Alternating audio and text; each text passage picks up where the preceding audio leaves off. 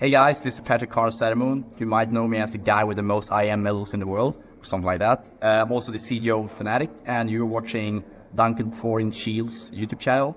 Pleasure being here. This is going to be another episode of Esports Mount Rushmore, and my guest for this one is Snappi, the in-game leader of Falcons. I said Falcons, not ENCE. It is actually Falcons now. He's in Team Falcons. Now, if people know, I won't even do my whole preamble I normally do about the Esports Rushmore not being just like a traditional, because everyone knows Snappi, actually, even though he has the baby face and seems really amiable, if you've never actually listened to what he says, he's really argumentative and super stubborn and thinks he knows best about everything. So, as usual, I'm sure you've already got your own theme, right? You've got a unique theme, not just the 4 best players ever, right? Yeah, I was thinking about 2 as number 1 would be that I would talk about the biggest misconceptions people have. But I decided that was a little bit too broad. There's simply too many. So instead, I decided to go with the 4 most underrated star players since I became a pro player. So that actually dates back to around 2008. Okay. So a little bit longer, as you said. I am older than maybe I look at times. So the first name on my list is going to be Starix. And the reason why I'm saying this name is because everyone obviously that is from back then remembers the Na'Vi days where they won all the big tournaments in 2010. And everyone remembers Margalov from back then, if they were from then, and Edward. But people actually forget that, in my opinion, there was a third player that had similar numbers, but never had the same, legend around them from that time. And I think Starix back then was a lot more feared as a player than what people realize. And not necessarily feared, because I think it was the group of Na'Vi that was more feared. But I would say that Margalov and Edward stole the spotlight of a player that was also a star. Like, if you actually go back to the 2010 numbers, like Starix has 0.01 less kill per round than Margalov had. And Margalov was the best player in the world. Yeah, he was. Yep. So I think people don't realize how good he was. And the theme of this is more to talk a little bit about some of the underappreciated names. And there's also going to be, at the end, I'm going to say one guy that I think is underappreciated. But you will certainly you probably won't agree with it, but let's see. I've got an angle to ask you about with Starix then. So here's the obvious first place to ask you, right? One of the reasons, I'll phrase it this way, like I'm sure there's maybe even something that made you think about this. When I did my video the other day about Edward, obviously I went sort of the other way. Like I actually think, I was just going based on the HLTV top 20, because if people don't know, HLTV did put Starix ahead of Edward at the time. But I agree with what you're saying, which is this. At the time, HLTV gave him it, but they gave him it based on, I think, things like, basically like their equivalent of what like the EVP thing are. I think they just thought like he had big performances in like the big playoff games or something. Some weird angle like that was why they gave him it over Edward. But I would definitely agree that in the modern day, the difference is, like, if you asked a CSGO fan, obviously Starix played CSGO, they're not going to know he was ever a star player. They're going to think he was just some bum, like, supportive player in Na'Vi, and then he became a coach, and then actually probably has quite a bad end to his reputation, because believe it or not, he got embroiled in that whole stupid boosting bog thing where he sort of implied he knew about it years earlier but then didn't tell anyone. So unfortunately, he's actually sort of tanked his rep. So here's the thing. I would say originally he was actually valued more that year, but I do think since, the difference is Edward has frag movies, mate. Like, you can go watch that, anyone can see it. But that's actually what my question was going to be, which is the difference is if you use just the eye test, Starix isn't going to look like Edward, right? It's not going to look like some bonkers, like, fucking crazy skill. So does that imply to you, if he's, I think this is part of the topic, I'm assuming, is it's easy for a fan to look at like Edward and see his stats and his gameplay and go, this must be one of the best players. But if Starix is getting similar numbers without having a crazy eye test, he must be doing something intelligently in the game, right? Or he's adding something else to the mix, right? Yeah, but I think that's one of the big things in general about like a lot of players, like essentially also HLTV is in a way at fault for this by back then there wasn't obviously impact rating, so I would say that was more a playstyle thing, as you said, that Edward had the USP highlight. He had different highlights where he just did something that was so crazy that people remember the clip, and then on top of that, like people were looking at, okay, Margalov, that's the Orba, like the best player in the world, people fought at that time, and then you had Edward. People never remembered there was a third guy. And as you say, like, I think a lot of it was due to his playstyle being maybe a little bit more, I would say, passive, but he was just like, you always knew that when you played him, he was probably always going to do like a 120 rating. And drop his numbers like always, and he would just be like, I don't even know how to explain it, just kind of that third star that wasn't supposed to be there. And that was why they were so dominant, because I think that is the same when we get to one of the other names. They became such a dominant team because they had 3 or 4 players even that was at a level they weren't supposed to be. And I think Starix was one of those players where there shouldn't be room for him to have those numbers. But somehow they had 3 guys with 120 rating. Do you ever play Dota, Snappi? I don't know if that's a game where you're into at all. Right, so you know it's in the Dota... only other game I played. Well, then you'll understand this concept. In Dota, that is what basically the off-lane, the 3 position can be. It's like it's actually how I actually modelled my roles in Counter-Strike, if you think about it, because I was using the concept like resources. And so the premise is, in Dota, the off-lane player can be more like just a supportive element, and the mid and the carry get all the farm. Or sometimes, like, you might know the Swedish player Zai, he would be like the greedy off-lane farmer who'd get loads of farm himself, and then, like you're saying in this analogy, they'd come in a team fight, and you're not just fighting the 2 carries, you sort of have like 2.5 carries at that point. Essentially, this is like the analogy we're talking about with Starix, right? It's like there's certain teams where Mark Love and Edward might be the ones like doing all the frags, but like the one who actually puts you over the top if you're against the other top team is the 3rd star, right? In this case, Starix potentially, right? It's the player that is not supposed to get the numbers. That is some of the most broken players in the game that are getting something that they shouldn't be getting. Because for me, I always feel like it's very easy to set up an Orber and it's very easy to set up a Star Rifler. But it's a lot harder to set up 2 Star Riflers. So if you have a Star Rifler, if you have a Rifler that is not supposed to do what he's doing, that becomes even more broken than a top tier Star If you're a fan listening right now, pause the video, and what you have to do, because you remember he's teased you there, he's implied there's another potential trio of stars where maybe 2 of them are the big ones and there's a 3rd one that's like, so what you have to do now if you're a fan is try and guess who it is, and then he'll tell you later in the video, right? Is there more on Starix? Like, is there some other angle on him you think was underappreciated, or maybe some memories yourself, because obviously you did literally play against him in that era, and like I say, a lot of fans, they're just not going to know what it was like back then. So like, what was he like as a player in 1.6? Because actually, like I alluded to, I think in CSGO, he was another one of those ones, a bit like Lord and Cuban and stuff. They never really made it to CSGO, if you know what I mean. Like, they were never as good. Yeah, I think for him it was even worse, right? Because he was actually a big player and fell off a lot more than both Cuban and Lord, because Cuban and Lord was not big fraggers in 1.6. So I think for Starix it was even worse, the transition. But I would just say that I think he wasn't so aggressive at the time, but I just remember some of the talks. This is obviously 15 years ago almost. But I remember when we spoke at the tournaments, us and some of the Danes, like, who's actually the best player in Na'Vi? We couldn't pinpoint it. Like, there was very different opinions. I remember when we spoke back then, that is Starix their best player, or is it Edward, or is it Markelov? I don't think people will ever think that today, that we actually didn't know which of their 3 players was their best player. That's just something I remembered now, because you just don't remember hearing his name ever.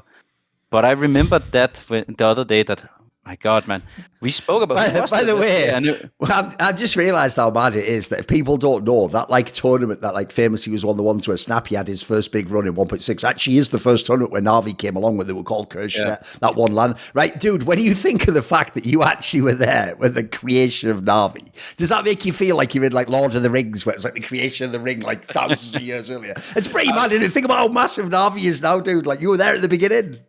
Yeah, I was there pretty wild, of a lot of teams, right? True. So I mean, yeah, to be honest, it makes you feel like you know you've been in the business for a very long time at that point. So. Right, who's the second name then? Who's number 2? Who are we going to next? The second one, well, I can just jump straight into it because it's my new teammate. It's Magisk, and the reason why I feel like he's so underappreciated. And I'm not talking about now, because I actually think he's getting his flowers now. Like, he's probably going to be best angler of the year. I think he's getting a lot of it. But back when Astralis dominated, I think a big reason for why they dominated was the fact that they had a player that was supposed to be a support player, dropping numbers that was unheard of at the time. Like, he became number 5 and number 7 on HLTV, I think, in 2018, 2019. And he was playing B on Dust 2. He was playing A on Mirage. He was playing Hot on Nuke. he was not supposed to do what he was doing. He was entering a lot on the T side on top of it. And I think it's kind of similar to Starix. When people are thinking about players, they always think about like who is the top, like who's the AWPer and who is the best rifler. I think, obviously, I think a lot of people will say Magisk today was probably better than Dupree, but back then I remember it was all about the double, Dupree and Device, right?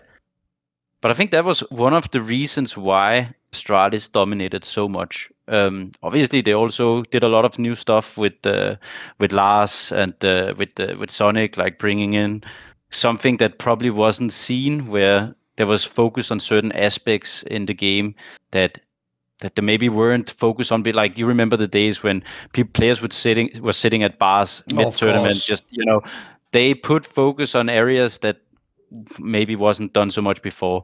But I also think, again, just like Na'Vi in 2010, when they won all the big tournaments, they had that third player that was not supposed to do what he was doing. And I think Magisk was very similar, because with the roles he was playing, he was not supposed to have those numbers at all. He had no business having those numbers, in my opinion, because it was Glaive who played the good roles alongside Dupree. And then it was obviously Device that was the AWPer. So the fact that you had a guy giving you that kind of output, I would say that makes you one of the most underrated stars for at least a 2-year period. No, I'm with you. I mean, one thing people forget, I think, about that team is, I always think this is the funny thing, because when we talk about even the roles in Counter-Strike, we're almost always actually just talking about the T side. It's about how people play. And obviously, when we talk about Astralis, people are remembering Glaive and all the amazing strats and all the times they would like win T half of Nuke, for example, which was like supposed to be impossible back then, but they did like every time. But the funny thing is, I actually think people forget like that there's a whole CT side to the game, and Astralis was fucking amazing on CT side too. Like, as you're saying, like, he was, yeah, go on. Yeah, it was on CT. They built their legacy. Yes. I would say it was where they were like almost 10% higher in round wins than the next team. He was also playing Ivy on Train, from what I remember. Also, I would say the worst position on Train. He was also playing. What was it? Inferno Pit. I would say on Fern, there's not really any bad position, but you get the point. He was playing these positions that you weren't supposed to get the output from. Yes. And yeah, I just think that, as you say, the CT side is where a lot of the good positions, that's also where a lot of the misconceptions are around entry fraggers, because let's say you have a player that has 22% entry, then you go and look, and 34% of them are from a CT side, and he's like on 14% on T. And it's obviously because he plays all of the rotator roles, like Connector, he play on Mirage, he plays Nuke outside, he plays Ancient Donut, he plays all of those positions. But it's just first contact CT positions, he means, yes. Yeah, that doesn't make you an entry fragger. That just makes you like a player that has the best roles, because then on T side you go and bait your teammates. So I think that is just underappreciated.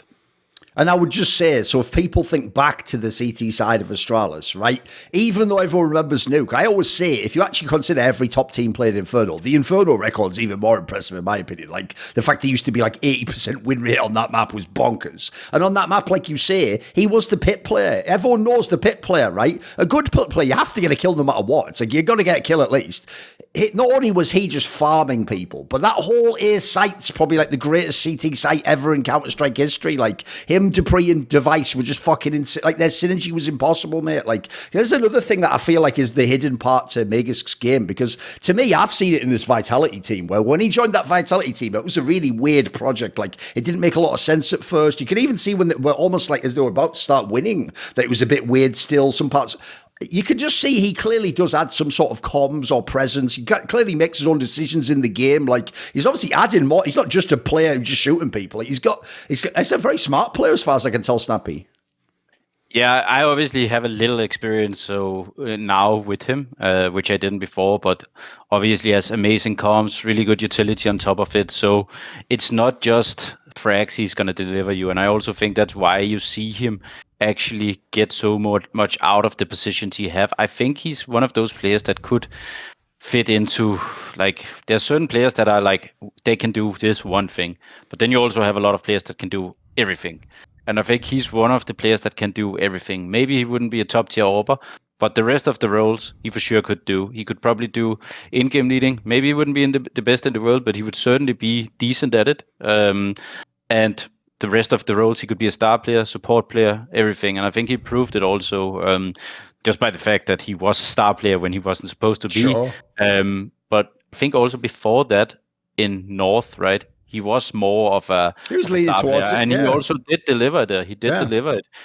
He was playing AO pass and some other positions from what I recall, and he also delivered there. So one of those players that you can just place him wherever you want on the map, and he's gonna deliver what you need. And I think this year he's obviously considered the best anchor of the year. I'm pretty certain that is a lock. I would say that one of the reasons why it should be a lock, at least, is if you look at the positions he's playing, I am pretty certain every single position he plays, he is so much above baseline for what the position average is. By that I mean, let's say you play A Mirage, the average might be 1. He would have 112. Stuff like that. And I think that is just underappreciated also now, but I'm thinking more back to the days of when he was a star player, because I think now he is really appreciated and he is seen alongside a few others as one of the best anchors in the world. Back then, I don't think he was maybe I just think back wrong, but I don't recall it like he was in the same conversation as guys like Nico and some of the other big stars, but I think he should have been. One other thing I'll also add in as well, because people will historically forget this, is because famously he always had amazing spray. And actually, even before they buffed those guns, he used to actually use the Krieg sometimes back in the day. When the FAMAS and Krieg were OP, which was during Astralis' run, he was fucking insane on those weapons as well. Like, mate, his Krieg was fucking bonkers. It was actually really, really good back then. Yeah, he actually told me a story about that. He was a little bit sad because, well, not sad, it made sense, but I think they had the conversation at one point in Astralis that nobody could use it anymore. I think it was Glaive who said it. That nobody could use it anymore because the issue was when they then died and the CT would collect the weapon. Oh, right. They made it too powerful. Over. Right. And Magisk obviously wasn't too happy about it. But then he said to me that it actually made a lot of sense after they played a little bit, because then they started having a lot better T-sides than some of the other teams, because they didn't have to face the Kriegs constantly. Right. So I would say, yeah, he was definitely a Krieg lover, but he was also denied from using it at a certain point. By the way, obviously you haven't played with him that long yet, but just as a question, I wonder what people in the Danish scene are thinking. Ever since that thing happened in 2020, where Glaive took the medical time out and Magisk took over and IGL'd, and they did win ESL Pro League, admittedly on the internet, it wasn't on LAN, but it was online, and he had other times as well where he also was IGLing when they couldn't always have that, right? As soon as that happened, being as, especially in the Danish scene, most of the players who were in-game leaders started not as an in-game leader, and they played with another good and then eventually switched over. Do you feel like he's going to be in that lineage? In 2-3 years, maybe, do you think he becomes an in-game leader? What's the sense for you guys in the Danish scene? I mean, it's up to him, I would say, more than anything, because the thing about in-game leading is only 10% on the server, I would say, maybe 20. The rest, the 80 other percent, is about being a leader, a captain of the server, doing a lot of work in order to be ready for the theory sessions in practice, making sure you're setting an example. There's so many things that you need to have in order to become an in-game leader. And you need to have a lot of passion and work ethic to actually succeed. I think he has all the qualities if he wants to. It will only be whether he has the passion to do it in, let's say, 2, 3, 4 years or not. If he has the passion, I think he can most certainly become one of the best, but it will come down to the passion. How much does he have left? Because who knows, he's already won so much, and if we play 2, 3, 4 more years, maybe hopefully he will have won way more, right? So at that point, I cannot say where he is in his career, so it will be up to him. But certainly has all the qualities, and from how much skill he still have left, I would assume that by the age of 29, 30 years, he will still have a lot of skill also, because I think over the next years, guys like me, Kerrigan, Apex, we are gonna prove that especially in-game leaders have longevity far longer than anyone else, because Obviously, it's also about skill. We still need to provide a certain baseline. However, it is also a lot about all of the other stuff I said. Right, obviously it's rare on these because these are kind of historical pieces of content that usually in theory could be filmed or whatever. It's rare that I actually can ask you this question. I'll just ask it as the last question on Magisk, which is obviously he's your new teammate. Like you haven't technically played the officials yet, but the question I have to you is this. Since there was this time period where you got your own sort of mini Nico experience of like, is he in the team, is he not? Will he have a teammates? Who are his teammates? Will he have a good team? Will it be bad? And you were caught in that media tornado. Well, obviously at the end of it, even though by the time the light was announced, I think people had to admit like it's a pretty good lineup. Like some of these are really good players, but the whole time, if you were joining, Magisk was the other name that was going to be there. Like, that's the part I always felt. This is almost what proves your point, Snappi. Because people were acting like, all they have is Magisk. And I was like, we do agree he's the best at his role, though, right? Look, it's not the same as having, like, ZywOo, but it's beyond the stars, like we're talking about this discussion. It's basically the best player you can get. Like the point is, you can actually find some stud aggressive, like, rifler to get a player like this. There's only, like, 2 or 3 in the whole world, sort of, right? So you must have actually been loving that angle. I'm pretty sure this is someone you wanted to play with for a long time, right? Yeah, of course. When I decided that I was gonna not re-sign with ENCE, it was a very tough decision, and it basically came down to. Well, I actually don't think I can get too much into detail with it. However, I would say that there was some things that obviously lured me a lot into this project. One of them was obviously Nico, but I would say the 3 biggest reason was the Danes. I've seen what they've done in first Astralis and now Vitality. And as you say, Magisk is a player that will just fit into any team. So I knew that I already had one player for certain that no matter what, he was just gonna work. And he could work in multiple roles if depending on what the lineup would be. So yeah, a very, very big reason. Also alongside, of course, Lars and Danny. And at the time, I obviously also thought Nico was gonna be there. But sure. But yeah. Right, who was the third player then? Well, I was actually not certain if I should include this player because I was actually, for me, it is also a little bit hard to actually find players that are a star player but not appreciated, right? That's why Starix and Magisk in those periods was very underappreciated. But I would go with one name that I think was very. He was maybe not so underappreciated, but he was maybe overshadowed a little bit, and it's Fur. Because sure, yes, you had Cold Zero, who was the number 1 in the world twice in a row. And he obviously overshadowed everything in terms of, again, the rifle role. But then on top of that, you had one of the biggest, if not the biggest personality in this entire scene at the time, Fallen, as the in-game leader. So you had 2 guys that were so big that maybe he went a little bit under the radar. But he was the pinpoint aggression. Obviously, Taku was the entry fragger when it was like these dirty in-game leader roles where you're just running into, find and the rest are coming to trade you. But he was very hard to play against because he was fearless, and he was fearless at the biggest tournaments back then. I didn't play them, admittedly, but you could see it when you were watching the games. He was not afraid of the moment. He would push you. He would find timings on you, and this was a meta where people was playing very default heavy-based CS, I would say. People were playing this was just before the Astralis era. People were trying in a way to maybe even copy SK, but it was like people were trying to take map control in a proper way.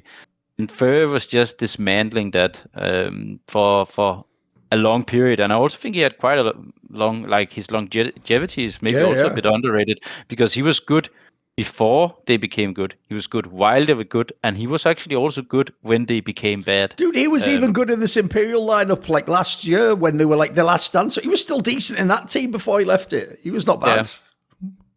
But again, he is definitely not the people will remember Fallen and Cold a lot more than they will remember. No, for sure.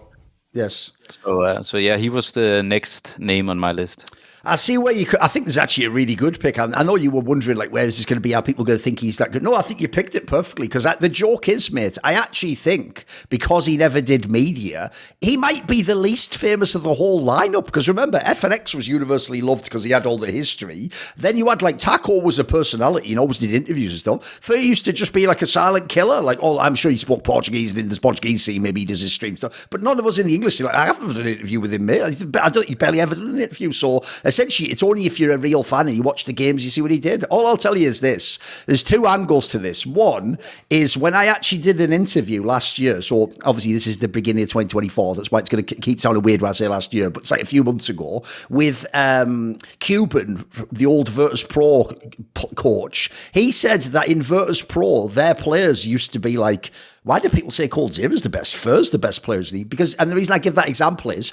if you think of Virtus Pro, of course they're going to fucking love Fur more than coldzera. Like, Fur was the guy just running through a brick wall, just smashing it all up, and then coldzera came in and cleaned it all up at the end, didn't he? Like, to me, that's the part of the problem, though, is one, he's doing it all at the beginning of the round, and if the other guy comes in and cleans it up and gets like a 1v2, it looks like the other guy did it all. And then two, I always used to say this. I used to say the problem with Fur is this. This is how you know he must have, like, his ego under control. Because if you ever saw him at his peak, mate, his numbers even were crazy. Like, he was actually like a stud. Like, if I was a player like that, I'd be like, how do I only have like one MVP ever? But the problem he had was, if you think about the way CS works, if he does his role awesome, he's making coldzera's job easier, and then coldzera's job does an awesome job. It's always going to be the closer that in your mind you think won the game. So his problem really, I think, was if you put him in a different team in history, some team without coldzera, I don't think he'd have won as many trophies, but I bet he'd have won a bunch of like MVPs for tournaments. I think he probably would have this status of like being applauded. But his problem was like, it's just the way like credit works in the game, if you know what I mean. Like, it's always going to look like coldzera wins the game for you. So I feel like coldzera just won like half his MVPs or something, you know. Yeah, true. Yeah, you're right. Like, in a lot of ways, maybe it changed a little bit when they added this impact rating, because obviously that gives first. That's good for the entry players. If people don't know that, the main role that helps is the entries. Like, if you see your Kindars, it's going to be way higher. Yeah, for sure. But that's also why impact rating is obviously super flawed. Yeah, true. For me, it's more about Fur not maybe getting remembered the same. Right. That is why I say it, because I think impact rating is one of the most flawed ratings in CS, essentially, because when you actually look at the impact rating, yeah, guys like Art and Jikinda is obviously going to have high impact rating, but that's because impact rating is, as far as I'm aware, calculated by multi-kills combined with winning the round, combined with entry frags, combined with clutches won. But the clutches won, how often does clutches actually get won in a game? But you do a lot of entry fragging and you do a lot of multi-killing, especially against eco. So if you are a hyper-aggressive player, you will either win or lose the round for your team with those plays,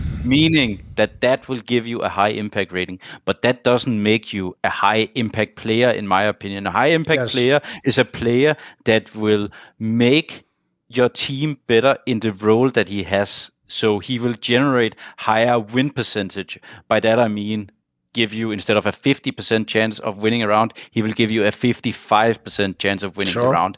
But that is not exactly how it's calculated. So by that metric, in my opinion, impact rating without actually getting analyzed for which player you are looking at is a garbage metric. I've got a question for you, because one thing that people will remember quite famously, again, just like the Astralis example, people will always think of Fur as a T-side entry, but obviously CT Overpass was the most legendary part of his game, right? Your teams used to play Overpass back then, right? You remember that map, the original meta on A site was you just stay in the site. This guy every fucking time just pushed down like the fucking birthday party and the long, like, and the joke was, I'm pretty sure every team knew he was going to do it. The problem is you could never know the full timing, because it seemed like he was almost random. And then two, he just really did have massive balls and would take the duel against you. Like, give me some thoughts as a pro, because I know, like, that's something where, as like a layman watching, I was always like, there's a reason everyone doesn't just copy it. There's only like him and Rain can fucking do this. Like, it's impossible what they're doing. Yeah, I would say at the time, maybe the meta was also to be aggressive back then, but it was more like okay, we do this setup where we get you into fountain, or we get you up in the balloon area, and then you're like a two-man game or something, right? But I think what Fur, and also as you said, Rain was really good at, was these timing pushes that a lot of the, like, you could obviously copy this setup. Okay, we'll get you into fountain, you will sit here, you'll get 2 kills. But what they were so good at the time, from my perspective, was finding, okay, this time I need to push on 50 seconds. This time it might be 110. This time it's 30 seconds. And they were really good at finding the right timing to peak. And then on top of that, they also had phenomenal, like both of them had amazing aim. So if they were facing enemies, they also had a high probability of just killing them, even if they were aware that a push might be coming. I've got a random little anecdote I can just tell you. I'll just throw this in there for entertainment for people who've never heard it, right? Which is, this detail only came out after that time when they were SK and they were winning all these overpass games where Fur was doing this, right? It came out later that at the time, I believe he got this fixed. He actually had like a hearing problem in his ears. I believe he had surgery for this like a couple of years later. And supposedly that was actually affected, like his ability to hear even game sounds. And then, so first of all, that would make you think, that means he can't even hear all the fucking footsteps necessarily, which is why it's crazy the style he was using. And then secondly, supposedly he told Fallen, like, don't anti-strat the other team, like, I don't want to know where they are, which is mental, right? Because you think about this style, it's like, the anti-strat would help you, you'd think, but in a way, I can't lie. If you make it work though, Snappi, that does sound cool. Like the idea he doesn't have any clue what's happening. He might not even be able to hear them and he just runs in and kills everyone. That is pretty sick. Like, that's some out of a movie or something, man. That's dope. Yeah, but I think I also played with players that didn't want this anti-strat. Right. But I think a lot of it comes down to the fact that if you say there's a high chance he's here, he might feel like second guess himself from doing the move he intends to do. Gets so in I the head. suppose that has to be some of the psychological, like from first perspective, if Fallen is saying, he's always here or whatever, then then I'm not doing the push. But he just want to do the push when he want to do the push, right? So yes. No, it just shows the psychology of players, like you say. Yeah, I agree. What about who was the fourth player then? Who are we going to? All right, the fourth one is a bit controversial. It's very controversial. Come on. Let's just say it that way. But that is because I believe we're watching the greatest player to ever play Counter-Strike right now. No, it's going to be about Vitality again. Fucking I think ZywOo is the best player for 5 years straight. Not only that. Okay. I think he is... Wait a minute. Let me just check. I said that. If he's the best for 5 years, he's the GOAT of CSGO then? Well...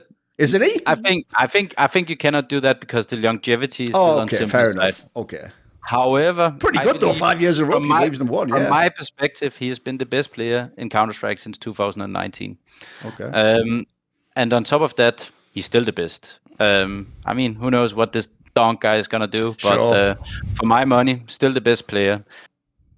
And I think he's underappreciated because I don't think people actually I might wait a minute. I thought this was like a setup to someone else. Yeah, this is what I can't handle. I thought this was a setup to someone else in Vitality's going to be maybe it's like Flames or something. The setup is at the end. ZywOo is underrated. Oh, fuck yes. Hell. Right. Okay. Let me just strap in and get ready for this because you have to remember I live in the world where I'm just seeing every day all the fanboys say he's the greatest player of all time. He's the best to ever play any esport ever. Like, so go back, hit me with it then. Give me the setup. Like, in what way is he underrated though?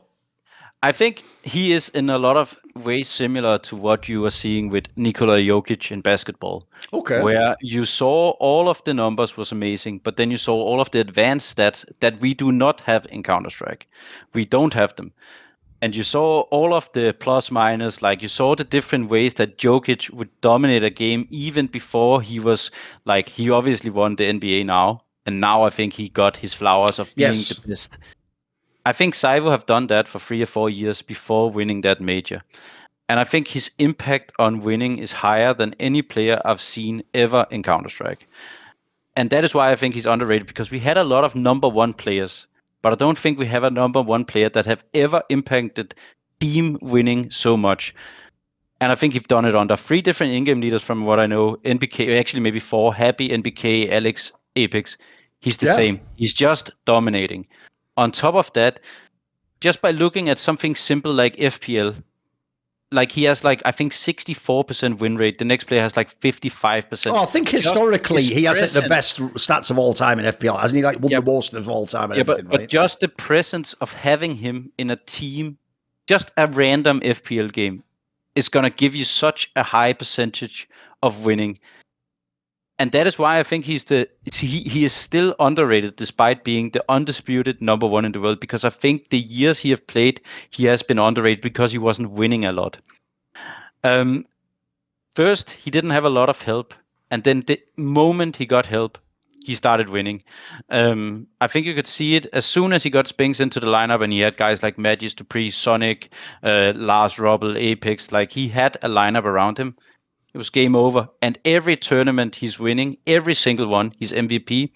Sure. And it's not even close. And I think the first title he got with Vitality, with the EPL run, that's one of the best tournaments I've ever seen a player play.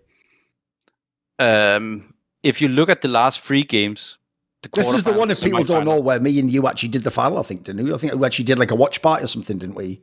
Pretty sure we did. I don't know. All I know is he went plus 50 in the final. And up until that, let me check it. Let me actually check. Oh, by the way, I can tell you from memory, in this final, he is the reason they win this final. Like, Team Liquid was going to win that match, actually, and then he did like a bunch of crazy shit on the last map or two, I think. Yeah, but it was not only the final. Let me check it now here. Oh, I'm sure for the whole event, his stats must be bonkers. He was farming it. Yeah, it's Pro League as well, so you have loads of games. Yeah, because it was the quarterfinal, the semi-final, and the final. The final obviously went to 5 maps against Liquid, right? And they were overtimes involved in that. Yep. 2 of them. One of them went Liquid's way, admittedly, but he went plus 50. But the 2 games prior to that was again also an overtime game against G2.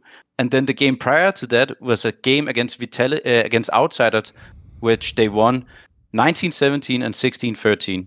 And he went plus 24. So essentially, for 3 games in a row, he got them over the hump to win that title.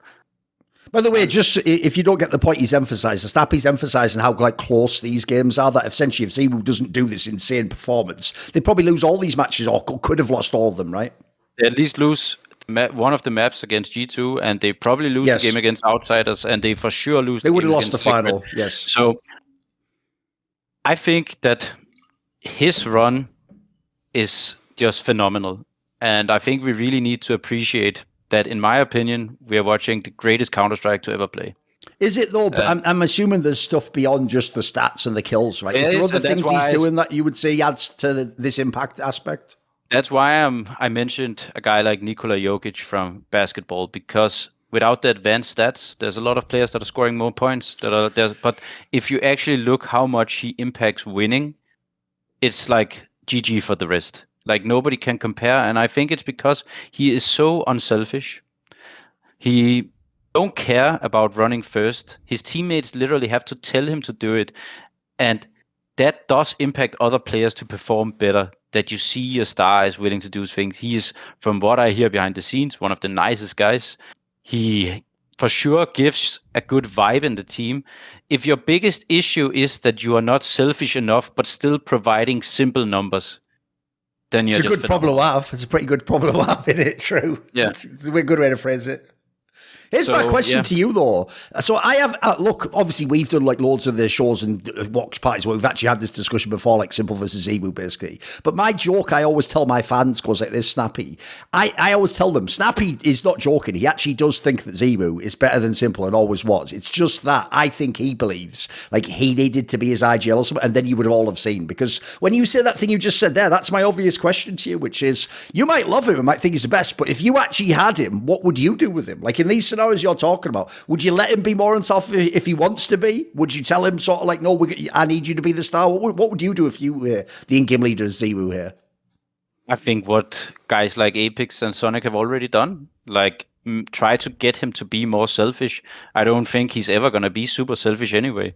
I think it's impossible to change his character.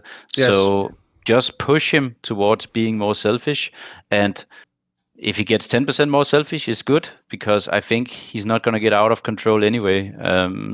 So I think what guys like Apex and Sonic have done lately, a phenomenal job with him, is what I would also do. But yeah, something like that. Here's where I will agree with you, but it's hypothetical, which is this. I do actually think if you look at all the best players ever, like before I would probably have said Device for this, but he's just not as skilled as ZywOo. I actually think ZywOo is the player that in theory, if you built like the best possible team, he would win the most championships. And what I mean by that is like, even if Simple tells you like, I'll be the rifle and someone else he's always going to be Simple, like you say, like they have the DNA, they have who they are. The difference is you actually could put ZywOo, especially now he's played in teams that speak English, with almost any any other star, and I think you could make it work. Because if you look, dude, the joke is he'd be the fucking T-side entry if you wanted him to be. Like, he'll just do whatever you want. So I actually think he could, if you actually set up like the best possible resources, he probably could win the most majors. He could win like 6 majors or something, couldn't he? Because like, think about it, right? He could play with, the joke is he could play with all the others. He could play with Device or Nico or Simple or Carragher. He could play with anyone seemingly, right? Yeah, and also I think like he still has a chance to win all of this. Yeah, true. Because now there's going to be like, he was also a bit hit by there not being majors while the online shit. Yes. Simple was also admittedly, but they were hit by there not being majors. Yes. Like a lot of this major thing is also a little bit flawed because some of the old guys won a lot of majors when there was 3 majors a year, and then you had a time where there was 0 or 1 and 2, and so. Majors now have a lot more value than the first majors for sure, right? Because I almost feel like we should almost do that if we're going to be fair. Is if we look at people like you say, like Simple and ZywOo obviously potentially would have won the major during that year, 2020 or early 2021. That's like if you went back and you take any random year in history. So take like 2015 out, right? Well, that's all the Fnatic. Like they've already got the first one. Then take out 2016. There's all the Brazilian ones gone. Like this would ruin everyone else's resumes and career. I agree with you. Actually, that's one part people are unfair. Anyone who was at the top 5 level in those years potentially had majors robbed from them. We can't know if they'd have won or not, but the point is they never got the chance to, did they? I've got a question for you then, right? Does that mean that, like, for example, like if you look at the current vitality, because here's the thing, Snappi, all the old discussions about ZywOo could always be measured against the angle of like, but he doesn't have quite enough help, or does he have the stars? Like he got Spinks, but even then that was like, there was still like some games where they didn't have quite enough. Now, if you look at the talent they have now he has enough help now, right? So for you, he just wins everything from here. Like in 2024, he should win everything this year in theory, as long as the team stays together, right? I think no matter where ZywOo goes, if there's good players, he's going to win a lot. I think it's impossible for him to not win tournaments every single year as long as there is a certain like baseline of help. And obviously he has it now. I think he had it with the old Vitality team also. Not the old ones. I still think they won a tournament or two. But the point is, I think if he stays motivated and if this Dawn guy doesn't turn out to be, absolutely insane, which there is a high probability of happening, then I think it's impossible for him to not win a lot of tournaments. But that doesn't matter where he is. It's just about ZywOo himself, in my opinion. Right. You can choose. You can say no comment. You can be political if you want, right? Based on what we've just discussed, like, has Snappi ever actually had a potential? Like, was there ever a world where you could have joined Vitality and played with ZywOo? Or was there ever a time you could have had him in a team? No. There was never a time. Would you do it though? I guess that's the player you want to play with in theory, right? I'll just say, would I want to play with ZywOo? Of course. I think every in-game leader want to play with ZywOo. I think he's a dream for every in-game leader. Unselfish superstar that is like breaking the numbers. Like, how can you even ask for more? I think every in-game leader that say they don't want ZywOo would be delusional. Also because you can put him in multiple roles. You can see him. He's a rifler. He's a AWPer. He's the best pistol player in 2023. Yes. I don't even think it's close. So it doesn't even matter. Like, let's say you could have Simple and ZywOo together. That is the crazy thing. No, you could. That's the thing people don't seem to realize. Yeah, you actually could. And this is not, by the way, just to say one thing. I think Simple is absolutely phenomenal. I think that needs to also be said. I think his drive and his motivation is kind of what makes the discussion interesting in a way, because there is a real discussion. I think it's fair that people say I'm wrong, because Simple was also absolutely phenomenal from 2016, 17 until 2022. Yep. So I think there's a good argument the other way. I just wanted to present my argument from my eyes and my perspective. I think that debate is entirely valid, and I won't say that anyone who thinks Simple was far better is stupid, because I think it's just two different perspectives. It's kind of like the Ronaldo-Messi debate in a way, agreed. Or I don't know what it could be. There's obviously other examples from other sports, but it is so close that it's more in a way about preference. Yes. And I obviously think you're wrong when you say Ronaldo. Sure. But I think it's also fair that you say I'm wrong when I say Messi. I actually think that's the best way to set up those discussions, by the way, because I actually think that's the perfect analogy is the Ronaldo Messi one. Because in my opinion, the only person whose opinion I'm not interested in is the one who says it's only one and the other one's trash. It's like you're the only person I can guarantee is an idiot in this conversation. Like even if I like one, the other one is fucking insane. And the whole point is the reason it's interesting is it's a real discussion. Like you're saying, really, it's like what do we prefer ourselves? Not even in that player. Like what do we like more about the game? All right, along these lines, then here's a question I have for you, which goes like this. Who actually were you considering for some of these spots that didn't? Like if ZywOo made it on, there must have been someone else that maybe was going to be on this fourth spot or something. So who else was like you would sort of struggling with? Should I pick this person? Should I include them? Do they fit the criteria? Was there someone in mind? The thing was, we were talking only about star players, right? So there has to be a certain baseline in terms of how much the frag output is. Right. But then again, what is a star player? I think there is a lot of underappreciated players. If we would go on with just underappreciated players, we could go through a whole list of tier 2 in-game leaders that never really got a shot. Oh, right. Okay. Because as you can see with my situation, people now value me a lot more than they did 3 or 4 years ago. Yes. But I also think that is due to the fact that I finally, I in a way also created my own shot.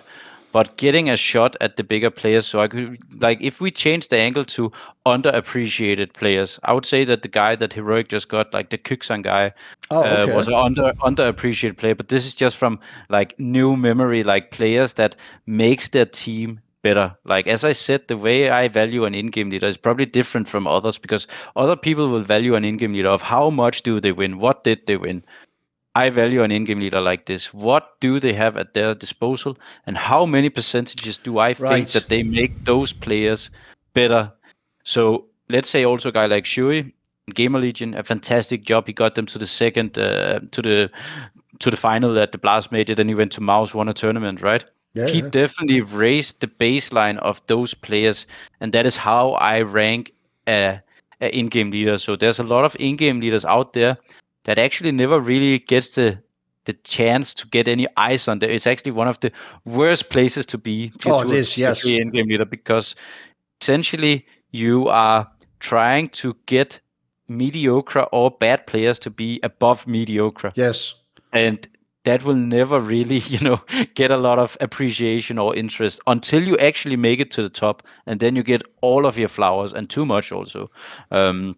For I'm talking about myself, because obviously I think my teammates in ENCE was also amazing, but I don't think I'm a much better in-game leader than I was in some of the past years. It was just that the players I suddenly had was much better. So if we're talking about underappreciated players, I think some of the good tier 2, tier 3 in-game leaders, like a Bird from Sky, a Danish example. But this is, again, not fitting the criteria of what we had today, because the criteria today for me was the most underappreciated tier 1 stars. So kind of puts like a certain... Like, sure. There's a base, like you really need. I mean, it doesn't make sense to call kicks in a star, does it? I know. Like, no, exactly. Right. Sure. And you also needed to be players that have actually won a lot, right? But maybe haven't gotten the shine for what they contributed with in the winnings. And that's why I thought 4 of those players was good. And that's why I said the ZywOo one is obviously controversial, because I think it's commonly agreed that at the moment he's number 1 in the world. But I think his numbers and his impact on the teams he's playing in goes beyond that. Even though this isn't like someone I'm saying you have to include in this, I just thought since the topic is here, it's an obvious time to ask. Since you aren't in ENCE anymore, and one of the few people who isn't in the Falcons team from ENCE, and this is also the reason why the team now is just like fucking Polish is the joke, is obviously Dika is the one who stayed behind, right? Now, I know in your team, that's the role, essentially what we're talking about in this episode is what everyone who's in ENCE told me about Dika, is that if a fan watches Snappi, they're going to see Sun Pius up everyone, they're going to see Nerds have a really crazy stats game, and they're going to go, they are the stars of ENCE. But everyone in ENCE always told me D has like the secret sauce behind this. Would you say, does it sort of fit the theme a bit? Yeah, to a certain degree, at least because Dyha a lot of the time would have very, like his skill set would be underappreciated, because a lot of the time there was 2 other guys taking a lot of the shine, or at least one. With first it was Spinks, and then afterwards it was St. Pius and Nerds. But this is also where a lot of these players like Madden and Dyha also contributed like massively to the team. So they were underappreciated, both of them, I would say. But again, the criteria was like absolute star players, which was forgotten. And I think those 4 names that I mentioned was like their numbers was like absolute peak territory, combined with the fact that they were, some of them were in roles they weren't supposed to do it in, and some of them were just forgotten due to, as you say, not doing interviews or not having 2 players that was just bigger personalities or number 1 in the world. And the last guy in ZywOo is just because I think he's just a different breed than what we've seen in CS ever while I have been playing. So those are the reasons. And that Madden and Dyha, while being absolutely amazing, are not fitting the criteria of putting a 115 plus rating up while winning the biggest tournaments. I've had to make a lot of tough choices in my career, but thanks to the support of my Patreon community, the Skrilluminati, I never have to make tough financial decisions. So this video and all the rest on my channel are kindly supported by Ahmed Hadjou, Frisky, Pugnatio, Rajcula, Animosity, Jensen Goh, Tobias Bernasconi, Tosh, Torin, and you know it if you've ever heard before, and you'll hear it many times in the future. A special thanks goes out to my main man, Jerry Keys Minion. Do you want to ask a question in my video AMA? Do you want to be part of one of those long discussions where we talk about whatever you like in esports? Do you want teasers, find out who the upcoming guests are going to be? Or maybe you want to suggest a topic for a future Thorin's Thoughts type video? Well, if any of these perks or others appeal to you, put your money where your mouth is today and join the Skrilluminati by joining the Patreon link in the description box below.